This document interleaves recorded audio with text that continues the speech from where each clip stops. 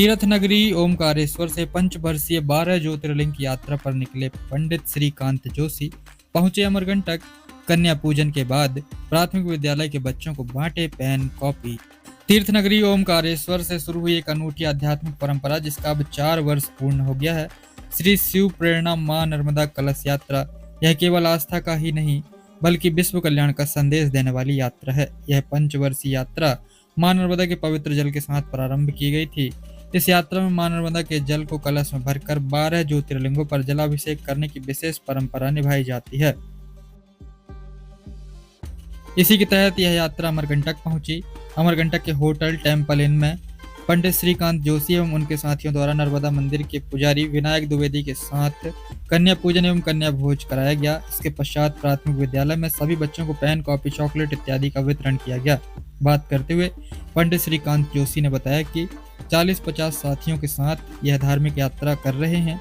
यात्रा का मूल्य उद्देश्य केवल धार्मिक अनुष्ठान नहीं बल्कि समस्त मानवता के लिए शांति, स्वास्थ्य और मंगल कामना की प्रार्थना करना है। अमरकंटक में आप पहुंचे हुए हैं और यहाँ के प्राथमिक विद्यालय में बच्चों के बीच आप हैं, क्या कुछ आपका एक कार्यक्रम है जिसके तहत आप यहाँ पर ये पुरस्कार वगैरह वितरण करने लगते हैं? ये हमारी पंचवर्षीय 12 ज्योतिर्लिंग श्री शिव प्रेरणा मां नर्मदा अमृत कलश यात्रा जो 5 वर्षों के लिए चल रही है।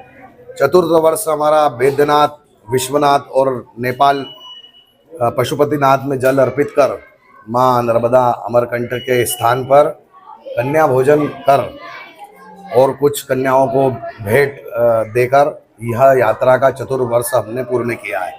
इस यात्रा का उद्देश्य है विश्व का कल्याण हो, सनातन धर्म की रक्षा हो और सभी शिव भक्तों का कल्याण हो। नर्मदे हर। जैसे कि आपने बताया कि ये चतुर्थ वर्ष पूर्ण हुआ है तो आपका क्या 5 वर्ष का लक्ष्य है? पंचवर्षीय है, 5 वर्षों में ये पूर्ण होगा तो ये हमारा चतुर्थ वर्ष था। अब अगला वर्ष हमारा केदारनाथ रहेगा तो वहाँ जाके हमारी यात्रा होंगी। केदारनाथ और ओंकारेश्वर में जल अर्पित कर यात्रा को पूर्ण किया जाएगा। अच्छा महाराज जी, जरा अपने अनुभव आप थोड़ा सा बताइए कि ज्योतिर्लिंग में जाने से क्या अनुभव आपको प्राप्त? ज्योतिर्लिंग जाने से कई अनुभव प्राप्त होते हैं। जैसे आध्यात्म की दृष्टि से देखा जाए और सनातन धर्म की रक्षा की दृष्टि से देखा जाए और अनेकों कल्याण की दृष्टि से देखा जाए तो यह तीर्थ क्षेत्र में सभी भक्तों ने जाना चाहिए। अपने मोक्ष के लिए, अपने जीवन को सफल बनाने के लिए, अपने जीवन को आनंद के लिए यह स्थानों पे जाना चाहिए, जल अर्पित करना चाहिए।